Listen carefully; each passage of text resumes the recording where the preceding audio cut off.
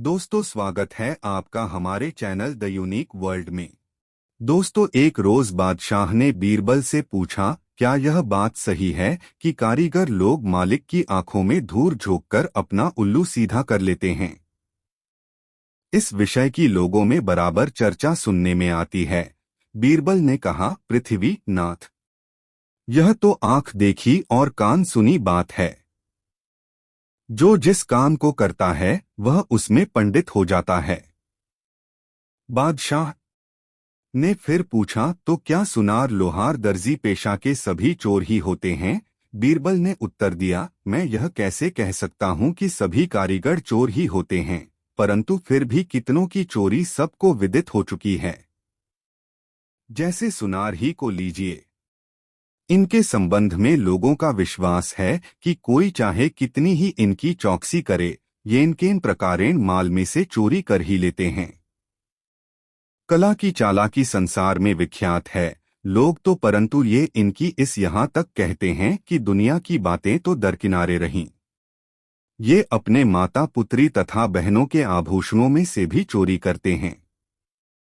यदि कहीं चुराना भूल गए तो समझ लीजिए कि उस रात में उन्हें नींद हराम हो जाती है। ये कपट मुद्रा कर जब तक उसमें से कुछ माल निकाल न लेंगे, तब तक इनके पेट में चूहे कूदा करेंगे।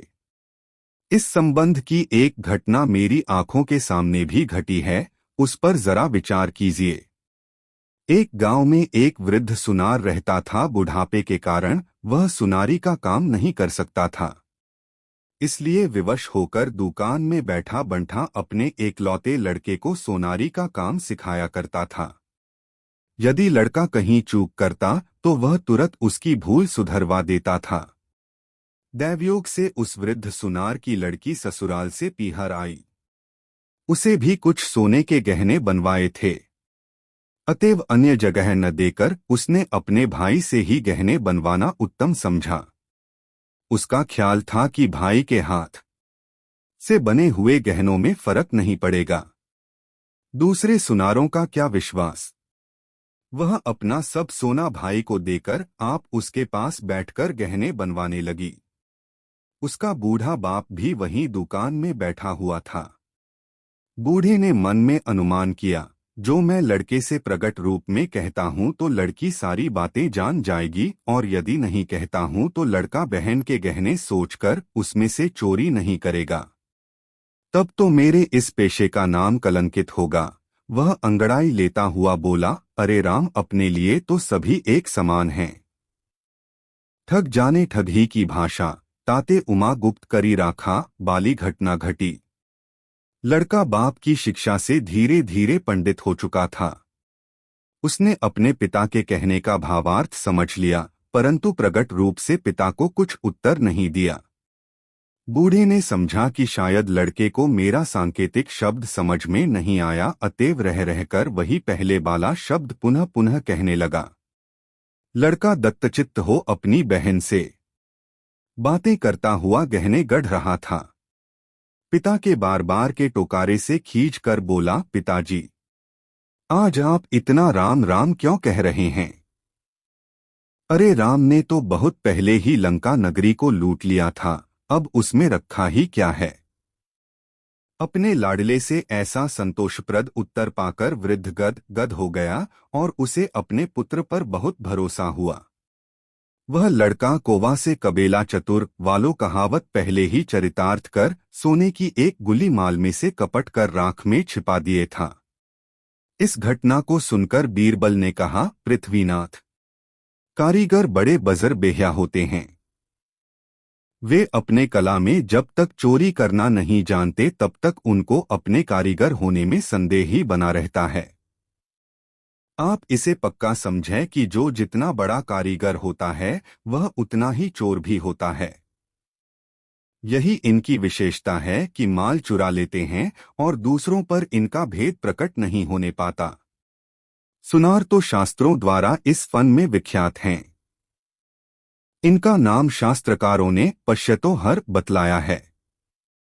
इसका भावार्थ यह है कि यह आंख के सामने ही चोरी करते हैं, परंतु देखने वालों की बुद्धि कुछ काम नहीं करती।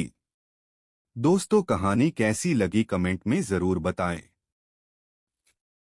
बीरबल बड़ी असमंजस में पड़ गया, एक तो मरण काल, दूसरे फकीर की याचना, सो भी मछली।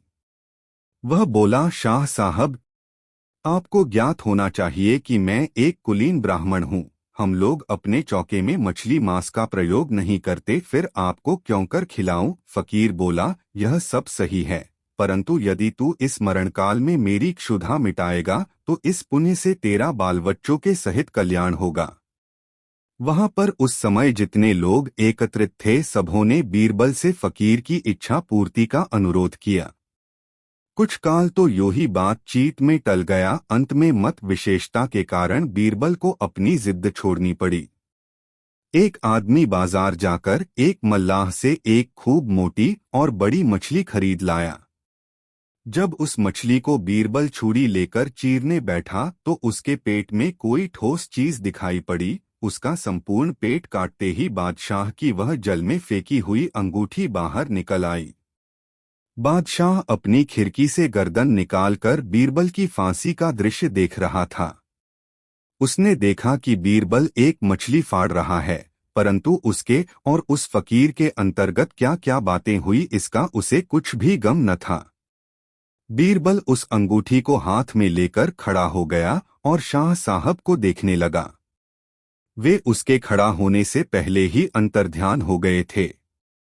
बीरबल ने एकत्रित मंडलों से कहा, आप लोगों की अनुमति प्राप्त कर मैं एक बार पुनः बादशाह से मिलना चाहता हूँ। कृपा कर मुझे फिर बादशाह के समोप ले चलें।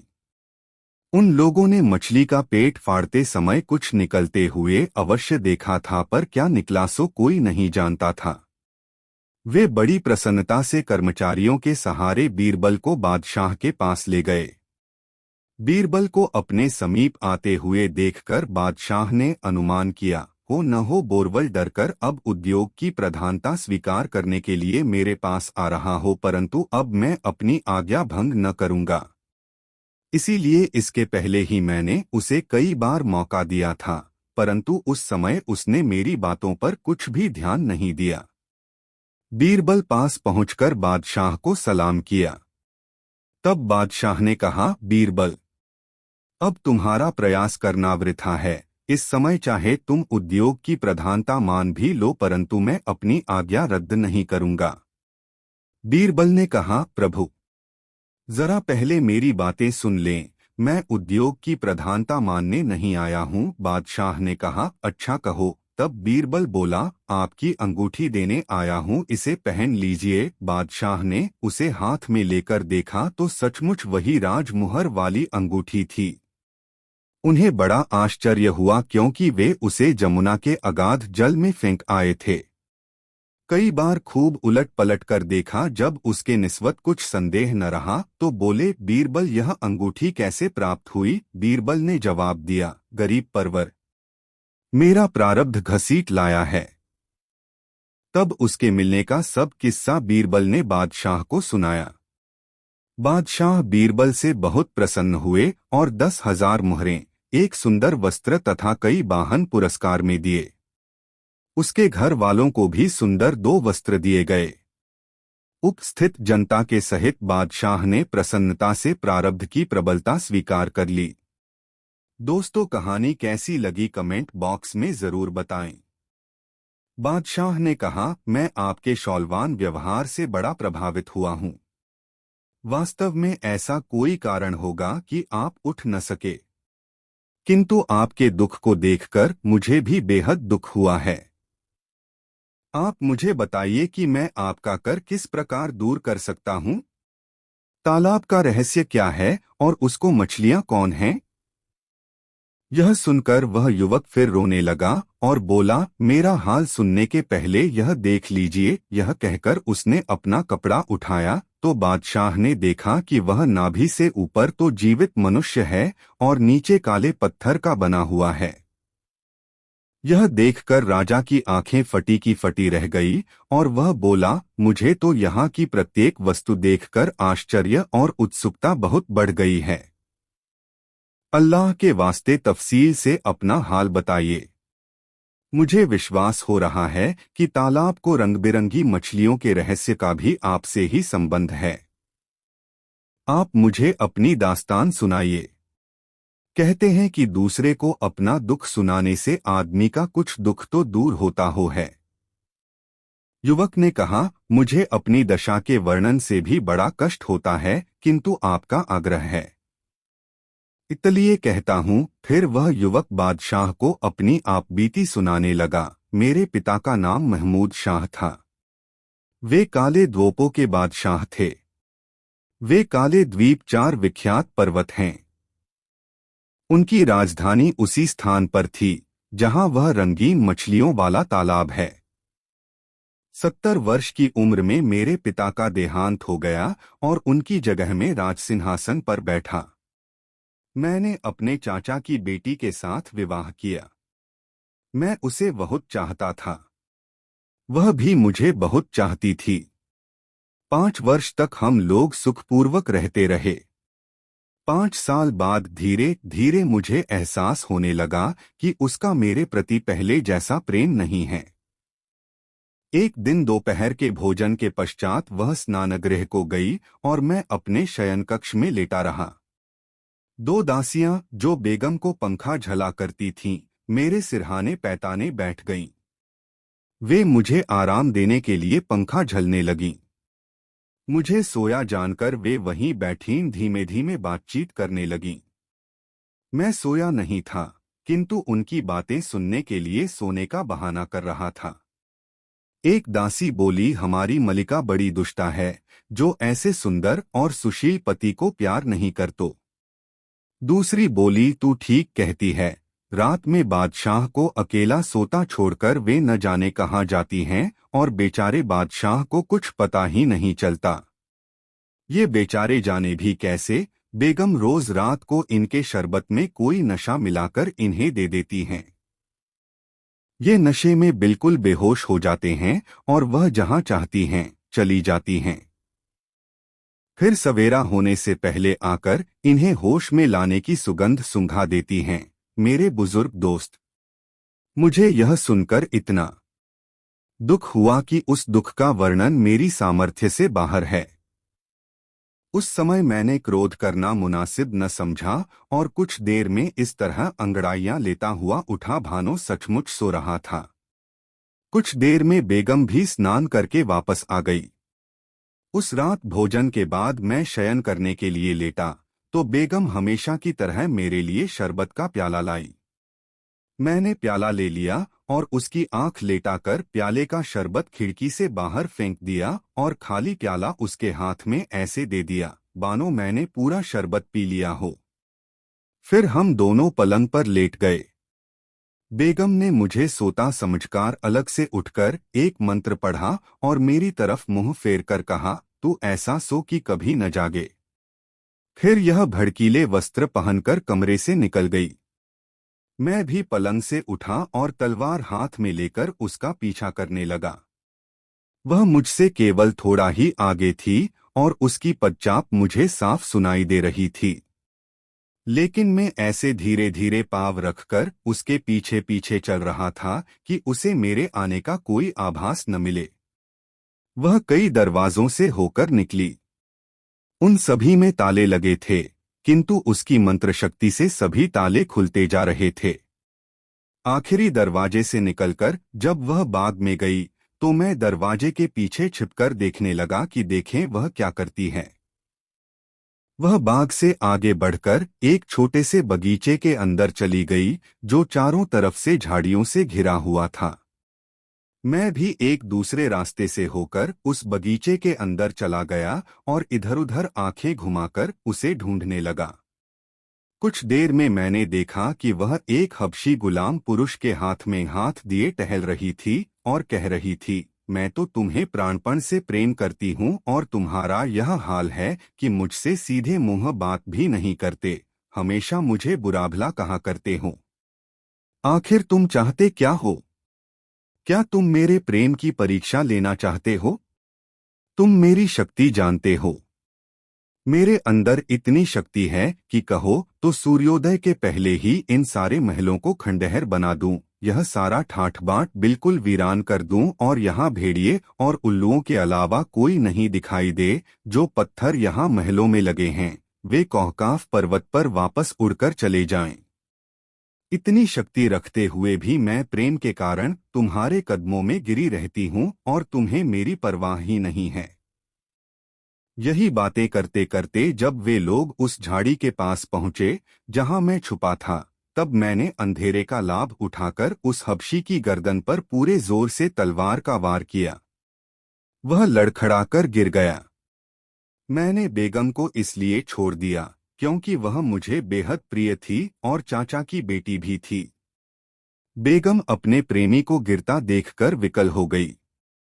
उसने मंत्र के बल से अपने प्रेमी को स्वस्थ करना चाहा, किंतु वह केवल उसे मरने से ही बचा सकी। उस हबशी की हालत ऐसी हो गई थी कि न उसे जीवित कहा जा सकता था न मृत। मैं चुपचाप महल को लौटा। लौटते समय भी मैंने सुना कि बेगम अपने प्रेमी के घायल होने पर करुण क्रंदन कर रही है। मैं उसे उसी तरह रोता पीटता छोड़कर अपने शयनकक्ष में आया और पलंग पर लेटकर सो गया। सुबह जागने पर मैंने बेगम को अपनी बगल में सोता पाया। यह साफ जाहिर था कि वह वास्तव में सो नहीं रही थी, केवल सोने का बहाना कर रही थी। मैं उसे यूं ही छोड़कर उठ खड़ा हुआ और अपने नित्य कर्मों से फारिग होकर राजसी वस्त्र पहनकर दरबार को चला गया। जब दिन भर राजकाज निपटाने के बाद मैं अपने महल में आया तो देखा कि बेगम ने शोक संताप सूचक काले वस्त्र पहन रखे हैं और बाल बिखेरे हुए बैठी उन्हें नोच रही है। मैंने उससे पूछा, यह तुम कैसा व्यवहार कर रही हो? यह मातम किस कारण है? मूर्ख से पाला पड़े तो चुप रहना। दोस्तों, प्रकृति की समानता होने से बादशाह और बीरबल में उत्तरोत्तर प्रेम बढ़ता ही गया, जिस कारण बीरबल को गरीबों का हित करने के लिए अच्छा अवसर मिलता था। वह येनकेन प्रकारेण बादशाह को प्रेरित कर कुछ न कुछ नित्य गरीबों को दिला दिया करता था। एक दिन की ऐसी घटना घटी कि बादशाह के गुरु महाशय मक्का से चलकर दिल्ली आए। रास्ते में राह की जानकारी न रहने के कारण उन्हें बहुत भटकना पड़ा था। बादशाह ने अपने गुरु का भली भांति आदर सत्कार किया। जब वे प्रकार कुछ दिन रहकर तगड़े हो गए तो फिर मक्का शरीफ लौट जाने का विचार प्रकट किया। बादशाह ने बड़ी प्रसन्नता से उन्हें पर्याप्त वस्त्राभूषण तथा धन धान्यादि देकर विदा किया। कितने दिनों के पश्चात एक दिन बादशाह ने बोरबल से पूछा, क्यों बीरबल, जैसे ये पीर साहब हमारे गुरु हैं वैसे ही तुम्हारे भा कोई गुरु होंगे? यदि हैं तो वे कहाँ रहते हैं? वे कभी तुम्हारे यहाँ आते हैं? क्या तुम ही उनसे मिलने जाया करते हो? बीरबल ने उत्तर दिया, पृथ्वी नाथ, मैं निगुरी नहीं हूँ। आपकी मेहरबानी से मेरे अनेकों गुरु हैं, परंतु उसमें भेद केवल इतना ही है कि वे सबके सब बाहर रहते हैं। इसी कारण न कभी यहाँ आते हैं न हमको उनका दर्शन ही मिलता है। थोड़े दिन से मेरे सुनने में आया है कि हमारे एक गुरु यहाँ आ रहे हैं। मुझे उनके रहने का स्थान तक ज्ञात नहीं है, फिर वे बताने ही क्यों लगे? उन्हें तो किसी के शाम तके की दरकार नहीं है। वैसे निष्प्रिय गुरु देखने में नहीं आते। यही कारण है कि इस दीन के द्वार पर कभी भी नहीं आने की कृपा करते।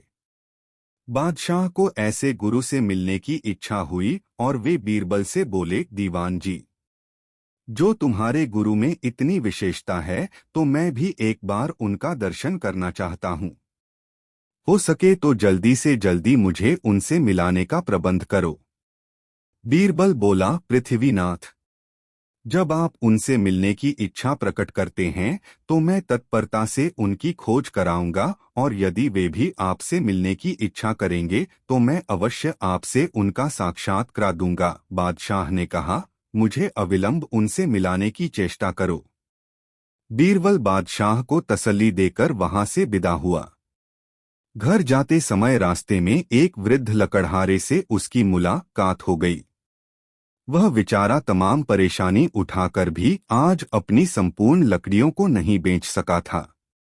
बीरबल ने उससे बची हुई लकड़ियों का मूल्य दरियाफ्त किया, फिर पैसा देने के मिस से उसका अपने घर लिवा ले गया। लकड़ों का मूल्य देकर बीरबल ने लकड़हारे से पूछा, क्यों जी लकड़हारे, तुम हमें कोई सभ्य पुरुष जान पड़ते हो? समय के फेर से इस समय लकड़ियां बेचकर अपनी गुजर करते हो। मेरा तुमसे एक जरूरी काम है। यदि तुम उसके करने पर उद्यत हो जाओ तो मैं तत्काल तुम्हें 25 रुपए दूं। काम हो जाने पर तुम्हारी गुजर माफिक काफी रुपए दूंगा। लकड़हारे ने मन में सोचा, यदि ना ही करूंगा तो यह दीवान है जबरन बेगार में करावेगा। बेहतर है कि इसकी राजी करूं, तिस पर रुपए भी काफी देने को कहता है। मन में ऐसा ठहराकर वह बीरबल से बोला, मैं आपकी छोटी से छोटी आज्ञाएं पालन करने के लिए तत्पर हूँ। आपकी सभी आज्ञाएं मुझे स्वीकार होंगी। बीरबल ने कहा, अच्छा मैं तुम्हें कुछ कपड़े देता है, इन्हें धारण कर हनुमान जी के मंदिर के पिछवाड़े वाली कोठरी में जा बैठो। हाथ में माला लेकर बराबर जपते रहो। किसी की तरफ आंख उठाकर भी न देखना। तुमसे मिलने के लिए बहुत से अमीर उमराव आवेंगे। मुमकिन है स्वयं बादशाह भी आवें, परंतु उनसे भी कदापि न बोलना। रुपयों के ढेर दें तब भी उधर नहीं देखना। देखो सावधान, मैं यहीं पर किसी जगह छिपकर तुम्हारी सारी बातें देखता रहूंगा। यदि मेरे कहने से जरा भी खिलाफ चलोगे तो तुम्हारी गर्दन मार दी जावेगी। बूढ़े लकड़हारे ने दृढ़ता पूर्वक उसकी आज्ञाओं का पालन करना स्वीकार किया। तब बीरबल ने उसके सारे वदन में खाक मलकर कोपोन वस्त्र पहनाया और हाथ में एक रुद्राक्ष की माला देकर मस्तक पर कृत्रिम जटा बांध दी। फिर उसे हनुमान जी के मंदिर में एक मृगचर्म पर बैठाकर आप बादशाह के पास पहुंचा।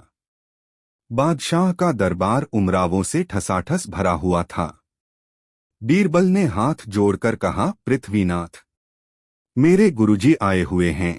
आपके विषय में बातें करने पर उन्होंने आपसे मिलना स्वीकार किए है, परंतु मुझे साथ जाने की मुमानियत करते हैं। यदि इतने पर भी आपके साथ जाऊंगा तो वे मुझसे बहुत नाराज होंगे। मुमकिन है कि चिढ़कर मुझे शाप भी दे दें। बादशाह ने पूछा, इस समय वे कहाँ ठहरे हुए हैं? बीरबल ने उत्तर दिया, हनुमान जी के मंदिर के बाहर की कोठरी में। बादशाह अपने दरबारियों को साथ लेकर बीरबल के गुरु से मिलने गए। वहां पहुंचकर बड़े अदब से प्रणाम कर बाकायदे उनके सामने बैठ गए और फिर पूछा, भगवन, कृपा कर आप अपना नाम तथा ठिकाना इस दास से बतलाएं। मैं इस कृपा के लिए आपका चिर कृतज्ञ बना रहूंगा। स्वामी जी तो पक्के गुरु के चेले थे। उन्होंने उनकी बातों का कुछ भी उत्तर न देकर बराबर अपना माला घुमाते ही रहे। बादशाह फिर बोले, स्वामी जी, मैं समस्त भारतवर्ष का अधिपति हूँ। मैं आपकी सारी इच्छाओं की पूर्ति कर सकता हूँ। यदि आपको किसी बात की चाहना हो तो मुझसे कहें। परंतु स्वामी जी फिर भी कुछ न बोले, बल्कि आंख उठाकर उनकी तरफ देखा भी नहीं। तब बादशाह ने 1 लाख का तोड़ा उनके सामने रखवा दिया। उन्होंने सोचा कि शायद रुपयों के प्रलोभन में आकर स्वामी जी फेर में आ जाएंगे, परंतु वे न कुछ आशीर्वाद दिए और न रुपयों की तरफ देखा हो।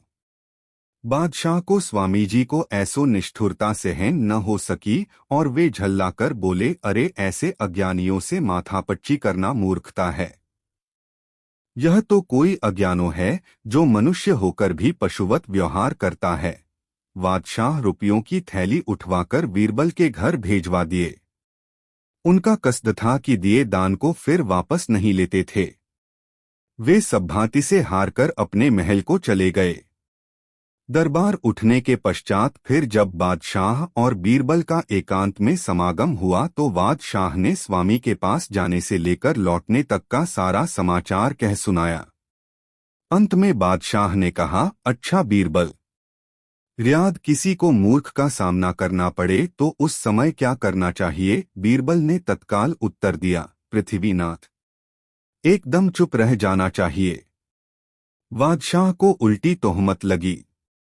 पहले उनका विचार था, इस प्रकार समझाकर बीरबल के गुरु का मूर्ख होना साबित करूंगा। लेकिन उनकी उस आशा पर एकदम पानी फिर गया। बीरबल ने उन्हें ही मूर्ख बना दिया। बादशाह ने कहा, सन्यासी को मैंने इतनी दौलत देकर बहुतेरा चाहा कि उससे कुछ वार्तालाप करूं, परंतु उसने धन का कुछ भी लालच नहीं किया, बल्कि उल्टे मुझको हो मूर्ख बना चुप रह गया। आज से कष्ट करता हूं कि अब भविष्य में जब कभी किसी महात्मा से मिलने जाऊंगा तो उससे मुलायमियत का व्यवहार करूंगा। बाद शाह को अपनी उच्छृंखलता पर बड़ा दुख उत्पन्न हुआ और अपनी तरफ से बीरबल को उसके गुरु से क्षमा प्रार्थी होने के लिए भेजा। यह तो बीरबल की मनचाही बात थी। वह उसी क्षण हनुमान जी के मंदिर में जा पहुंचा। सूर्यास्त का समय था और सब लोग वहां से चले गए थे। बीरबल लकड़हार को अपने घर लिवा ले गया और उसकी बहुत प्रशंसा कर बोला, सावधान, यह बात कहीं ग्रगट न करना, नहीं तो जान के लाले पड़ जाएंगे। उसे 100 रुपए अपनी तरफ से और देकर विदा किया। लकड़हारे ने इतना रुपया कभी नहीं देखा था। वह बीरबल के सामने उस बात को आजन्म गुप्त रखने की प्रतिज्ञा कर खुशी दो अपने घर चला गया। दोस्तों, वीडियो को एक लाइक जरूर करें। शहंशाह अकबर बीरबल को गर्व से देखते हुए बोले, मुझे तुम पर और तुम्हारी अक्लमंदी पर गर्व है बीरबल। तुमको धोखा देना इतना सरल नहीं है। सच और झूठ की पहचान करने के लिए बीरबल की तरह देखने और समझने की जरूरत है। दोस्तों, कहानी अच्छी लगी हो तो कमेंट में जरूर बताएं। दोस्तों, अकबर के राज्य में हरिनाथ नाम का एक व्यक्ति रहता था। हरिनाथ एक प्रतिभाशाली चित्रकार था। वह चित्र बनाकर अपना जीवन व्यतीत करता था। क्योंकि वह चित्रकारी में बहुत अच्छा था, इसलिए वह पूरे राज्य में प्रसिद्ध था। दूर दराज के क्षेत्रों के अमीर लोग उससे अपना चित्र बनाने का आग्रह करते थे। हरिनाथ एक चित्र बनाने में बहुत समय लगाता था, क्योंकि वह पहले उसकी पूरी जानकारी इकट्ठी करता था और इसी कारण उसके चित्र जीवित प्रतीत होते थे। परंतु वह बहुत पैसे नहीं कमा पाता था और कमाया हुआ अधिकतर धन चित्र बनाने के लिए कच्चे माल की खरीद में खर्च हो जाता था। एक दिन एक अमीर व्यापारी ने हरिनाथ को एक चित्र बनाने के लिए आमंत्रित किया। हरिनाथ इस उम्मीद से व्यापारी के घर गया कि यह उसे उसके काम के अच्छे पैसे दे देगा। वह कुछ दिनों के लिए वहां रुका और उसने व्यापारी को अपनी चित्रकारी से संतुष्ट करने के लिए कड़ी मेहनत की। किंतु व्यापारी एक कंजूस व्यक्ति था। जब कुछ दिनों की कड़ी मेहनत के बाद चित्र पूरा हो गया, तब हरिनाथ उसे व्यापारी के पास ले गया। कंजूस व्यापारी ने मन में सोचा, यह चित्र तो वास्तव में बहुत अच्छा है, किंतु यदि मैंने इसकी सुंदरता की तारीफ करी तो मुझे हरिनाथ को सोने के सिक्के अदा करने होंगे। इसलिए व्यापारी ने चित्र में गलतियां ढूंढनी शुरू कर दी। उसने कहा, तुमने इसमें मेरे बाल सफेद कर दिए और मुझे ऐसा दिखा दिया कि मैं बूढ़ा हो गया हूं। मैं इसका भुगतान नहीं करूंगा। हरिनाथ हैरान रह गया।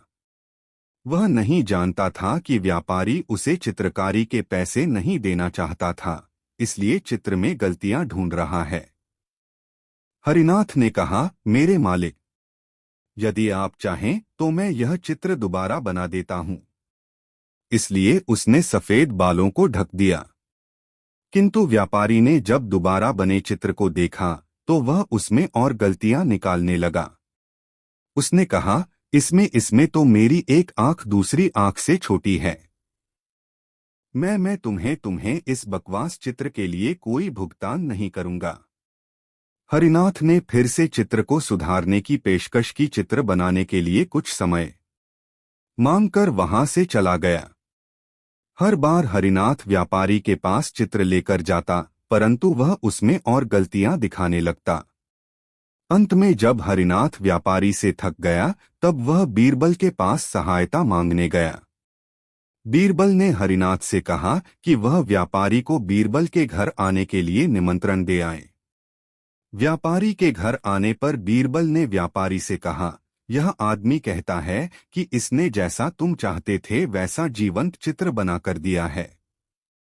किंतु वह तुम्हें पसंद नहीं आया। व्यापारी ने कहा, सही कहा मेरे प्रभु, यह चित्र कहीं से भी मेरे जैसा नहीं लगता। बीरबल ने हरिनाथ से कहा, ठीक है हरिनाथा, तुम इस आदमी का दूसरा चित्र बनाओ जैसे कि तुमको पसंद हो। फिर वह व्यापारी की ओर घूमा और बोला, कृपया आप कल आना और अपना चित्र प्राप्त कर लेना, किंतु आपको 1000 सोने के सिक्के अदा करने होंगे, क्योंकि मैंने देखा है कि हरिनाथ जब कोई चित्र बनाता है तो उसमें कोई लगती नहीं होती। व्यापारी ने सोचा, चित्रकार एक दिन में जो चित्र बनाएगा उसमें बहुत गलतियां होंगी, मुझे गलतियां ढूंढने में ज्यादा मेहनत नहीं करनी पड़ेंगी।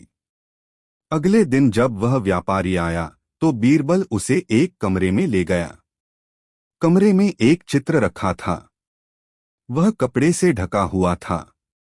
जब व्यापारी ने कपड़ा हटाया तो वह आश्चर्यचकित रह गया, यह एक चित्र नहीं बल्कि शीशा था।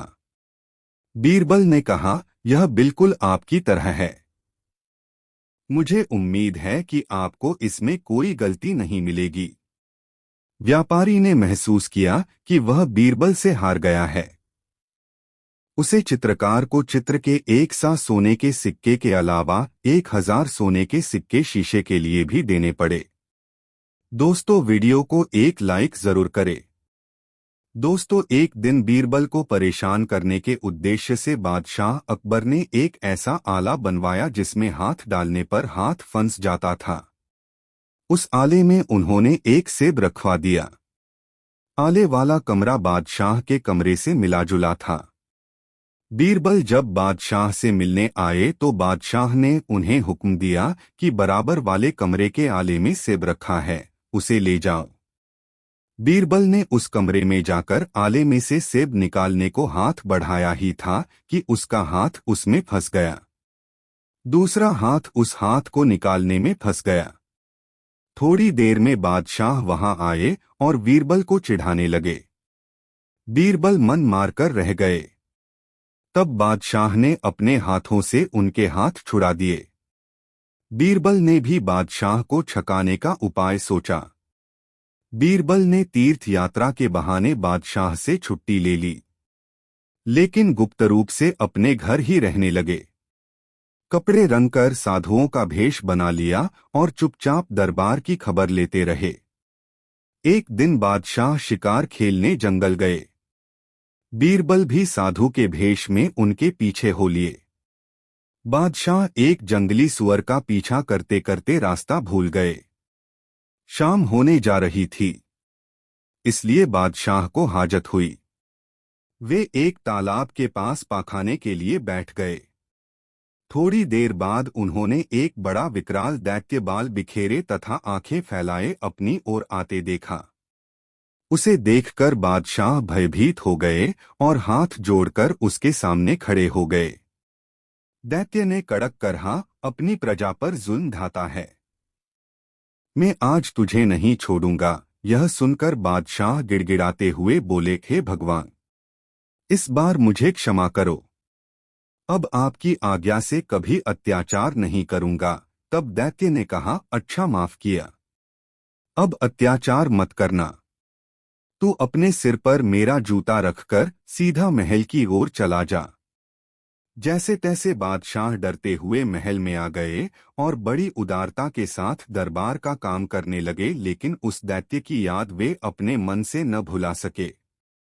उन्हीं दिनों बादशाह ने सुना कि बीरबल तीर्थ यात्रा से लौट आए हैं, तो उन्होंने एक नौकर द्वारा उन्हें बुला भेजा। बीरबल जब सभा भवन में पहुंचे तो सभी दरबारी उपस्थित थे। कुशलक्षेम पूछने के बाद बादशाह ने फिर वही बात कही, क्यों बीरबल, आले का सेब? दरबारी कुछ न समझ सके। तभी बीरबल बोले, और वह देव। यह सुनकर बादशाह लज्जित होकर चुप हो गए। उन्होंने फिर बीरबल को कभी नहीं चिढ़ाया। बादशाह को उस दैत्य का रहस्य और बीरबल की चालाकी मालूम हो गई थी। दोस्तों, एक बार बादशाह अकबर के दरबार में एक अजीब मामला पेश हुआ। एक औरत भरी सभा में एक आदमी को साथ लेकर आई और बोली, हुजूर, इस आदमी ने मेरे सारे जेवर छीन लिए हैं। अकबर बादशाह ने उस आदमी से इसका कारण पूछा तो वह हाथ जोड़कर बोला, जहांपना, मैं परदेशी आदमी दिल्ली शहर देखने आया था। रास्ते में मुझे यह औरत मिली और आपसे भेंट कराने का वादा किया। आपके दर्शन की लालसा लिए मैं इसके पीछे पीछे चला आया। मैं बिल्कुल सच कह रहा हूँ हुजूर, मैंने इसके कोई जेवरात नहीं छीने हैं। इस पर वह औरत बोली, आलीज़ा, यह आदमी बिल्कुल झूठ बोल रहा है। मेरे सारे जेवर छीनकर अब पाक साफ बन रहा है। अकबर बादशाह दोनों की बातों से कोई नतीजा नहीं निकाल सके कि वास्तव में दोषी कौन है। अन्य दरबारी भी दोनों की बातें सुनकर किसी के पक्ष में या विपक्ष में राय कायम नहीं कर सके। अंत में अकबर बादशाह ने बीरबल को इस फैसले का भार सौंपा। बीरबल पहले ही दोनों का बयान सुन चुके थे। उन्होंने औरत से पूछा, तेरे जेवर कितने रुपए के थे? करीब 5,000 रुपए के, उस औरत ने रोने वाले अंदाज में कहा। बीरबल ने उस औरत की शक्ल देखी। उन्होंने समझ लिया कि इस औरत के पास इतने रुपए के जेवर नहीं हो सकते। यह तो बेगुनाह परदेशी को लूटना चाहती है। कुछ सोचकर उन्होंने सरकारी खजाने से 5,000 रुपए मंगवाए और गुप्त रूप से एक सिपाही को देकर कहा, यह रुपए उस परदेशी को दे दो और उसे समझा दो कि बीरबल का हुक्म पाते ही वह रुपए औरत को दे दे। सिपाही ने उस आदमी को अलग ले जाकर बीरबल के कथनानुसार उसे समझाकर रुपए दे दिए। कुछ देर के पश्चात बीरबल उस परदेशी से बोले, तुमने इसके जेवरात छीने हैं। यह औरत कभी झूठ नहीं बोल सकती, इसलिए तुम अभी इसे या तो इसके जेवरात वापस कर दो अथवा 5,000 रुपए दे दो, फिर तुम छोड़ दिए जाओगे, नहीं तो जेल की हवा खानी पड़ेगी। उस परदेशी ने उस औरत को सभी के सामने 5,000 रुपए दे दिए। औरत रुपए लेकर खुश होती हुई घर की ओर चल पड़ी। वह कोई एक फरलांग ही गई होगी कि बीरबल ने उस परदेशी से कहा, जाओ और उसके सारे रुपए छीन लाओ, रुपए लेकर ही लौटना। परदेशी बीरबल की आज्ञा पाकर दौड़ गया और उस औरत से रुपए छीनने का उसने बहुत प्रयत्न किया, लेकिन वह औरत भी अड़ गई। किसी भी प्रकार उसने रुपया नहीं छोड़ा और उसका हाथ पकड़कर बोली, चल, जहां से रुपया मिला है वहीं चलकर तुझे दे दूंगी। जैसे ही वह परदेशी उस औरत के पीछे रुपया छीनने दौड़ा, बीरबल ने अपने 2 गुप्तचरों को राह की घटना देखकर सही सी खबर देने के लिए कहा। दोनों गुप्तचरों ने उस औरत व आदमी के आने से पहले ही सारा हाल कह सुनाया। इस बात से बीरबल को और भी विश्वास हो गया कि निस्संदेह यह औरत धोखेबाज है। थोड़ी देर बाद उस आदमी को साथ लिए औरत सभा में उपस्थित हुई और बोली, जहांपनाह, जो रुपया आपने मुझको दिलवाया है, उन रुपयों को भी यह आदमी रास्ते में मुझसे छीन रहा था।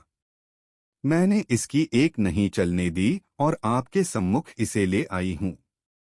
यह सुनकर बीरबल ने उस औरत से पूछा, यह तुमसे रुपया छीन पाया या नहीं? इसने कोशिश तो बहुत की, पर मुझसे नहीं छीन पाया, औरत ने विजी भाव से कहा। बीरबल ने डांटकर उस औरत से कहा, जो आदमी तुझसे रुपया छीनने की ताकत नहीं रखता, उसके द्वारा जेवरात का छीने जाना कैसे मुमकिन है? तू झूठी है, रुपए अभी वापस कर। यह कहकर बीरबल ने बेंत से उस औरत को पीटने की आज्ञा दी। मार खाने के डर से औरत ने अपना अपराध स्वीकार कर लिया और रुपए वापस दे दिए। बाद में बीरबल ने उस औरत को तुरंत जेल खाने भिजवा दिया तथा उस परदेशी को बाइज्जत विदा किया। बीरबल की इस चतुराई से सभी दरबारी अत्यंत खुश हुए। अकबर बादशाह को तो यह न्याय बहुत ही पसंद आया। दोस्तों, वीडियो को एक लाइक जरूर करें। दोस्तों, एक दिन बादशाह अकबर के दरबारियों ने उनसे शिकायत की, आलीज़ा, आप सभी कार्य बीरबल को सौंप देते हैं, क्या हम कुछ भी नहीं कर सकते? बादशाह ने कहा, ठीक है, मैं अभी इसका फैसला कर देता हूँ। तत्पश्चात उन्होंने एक दरबारी को बुलाकर कहा, मैं तुम्हें 3 रुपए देता हूं। इनकी 3 चीजें ले आओ। हर एक की कीमत 1 रुपए होनी चाहिए। पहली चीज यहाँ की होनी चाहिए, दूसरी चीज वहां की होनी चाहिए, तीसरी चीज न तो यहाँ की हो और न ही वहां की हो। दरबारी तुरंत बाजार गया। एक दुकानदार के पास जाकर उसने उससे ये तीनों चीजें मांगी। दुकानदार दरबारी की बातें सुनकर हंसने लगा और बोला, ये चीजें आपको कहीं भी नहीं मिल पाएंगी। उन तीनों चीजों को दरबारी ने अनेक दुकानों पर खोजा, लेकिन जब उसे वह तीनों चीजें कहीं भी नहीं मिली तो निराश होकर दरबार में लौट आया। उसने बादशाह अकबर से कहा, ये तीनों चीजें किसी भी कीमत पर कहीं भी नहीं मिल सकती। अगर बीरबल ला सकें तो जानें। बादशाह अकबर ने बीरबल को बुलाया और कहा, जाओ, ये तीनों चीजें लेकर आओ। बीरबल ने कहा, कल तक ये चीजें आपकी खिदमत में हाजिर कर दूंगा। अगले दिन जैसे ही बीरबल दरबार में आए, वैसे ही बादशाह अकबर ने उनसे पूछा, क्यों, क्या हमारी तीनों चीजें ले आए? बीरबल ने कहा, जी हाँ जहांपना। मैंने पहला रुपया एक फकीर को दे दिया जो वहां से भगवान के पास जा पहुंचा। दूसरा रुपया मैंने मिठाई में खर्च किया जो यहाँ काम आ गया, और तीसरे रुपए का मैंने जुआ खेल लिया जो न तो यहाँ काम आएगा और न ही वहाँ अर्थात परलोक में काम आएगा। बीरबल की बात सुनकर सभी दरबारी आश्चर्यचकित रह गए। बादशाह अकबर ने बीरबल को बहुत सा इनाम दिया। दोस्तों, एक बार तुर्किस्तान के बादशाह को बादशाह अकबर की बुद्धि की परीक्षा लेने का विचार आया। उसने एक दूत को पत्र देकर सिपाहियों के साथ दिल्ली भेज दिया। पत्र का मजमून इस प्रकार था, बादशाह अकबर, मुझे सुनने में आया है कि आपके देश में कोई ऐसा वृक्ष है जिसके पत्ते खाने से मनुष्य की आयु बढ़ जाती है। यदि यह बात सच है तो मेरे लिए उस पेड़ के थोड़े से पत्ते अवश्य भिजवाएं। बादशाह अकबर उस पत्र को पढ़कर विचारमग्न हो गए। कुछ देर तक वह बीरबल से रायमशविरा करते रहे। फिर उन्होंने सिपाहियों सहित उस दूत को एक सुदृढ़ किले में कैद करवा दिया। दूत और सिपाहियों को कैद हुए कई दिन बीत गए।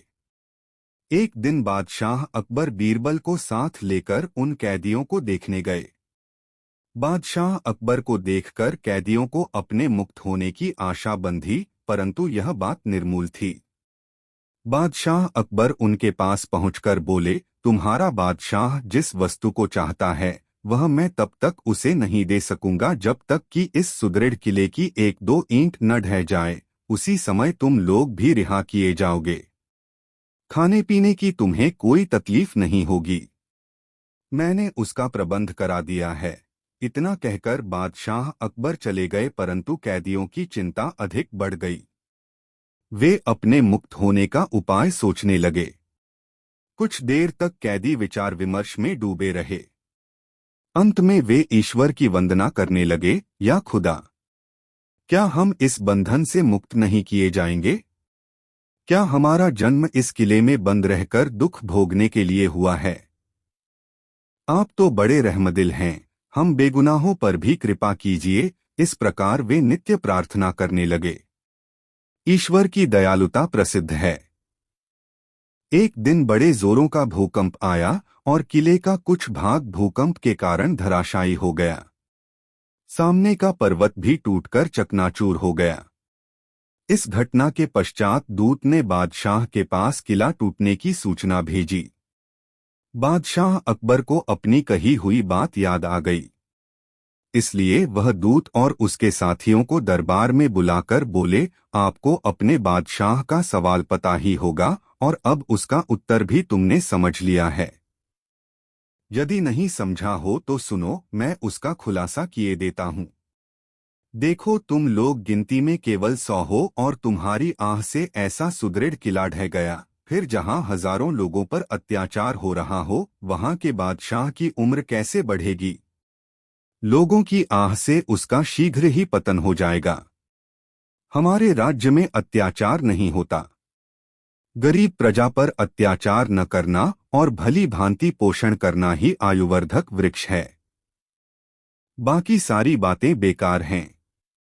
इस प्रकार समझा बुझाकर बादशाह अकबर ने उस दूत और उसके साथियों सहित स्वदेश जाने की आज्ञा दे दी और उनका मार्ग व्यय भी दिया। तुर्किस्तान पहुंचकर उन्होंने दिल्ली की सारी बातें अपने बादशाह को समझाई। बादशाह अकबर की बातों से शिक्षा लेकर वह बादशाह और उसके दरबारी उनकी भूरी भूरी प्रशंसा करने लगे। सच है, लोगों की दुआओं से ही इंसान फलता फूलता है, फिर चाहे वह बादशाह हो या फकीर। दोस्तों, आपको यह कहानी कैसी लगी कमेंट में ज़रूर बताएं। ऐसी और नई मज़ेदार कहानी सुनने के लिए हमारे चैनल द यूनिक वर्ल्ड को सब्सक्राइब ज़रूर करें। वीडियो अपने मित्रों को ज़रूर शेयर करें। वीडियो देखने के लिए धन्यवाद। श्री राधे राधे।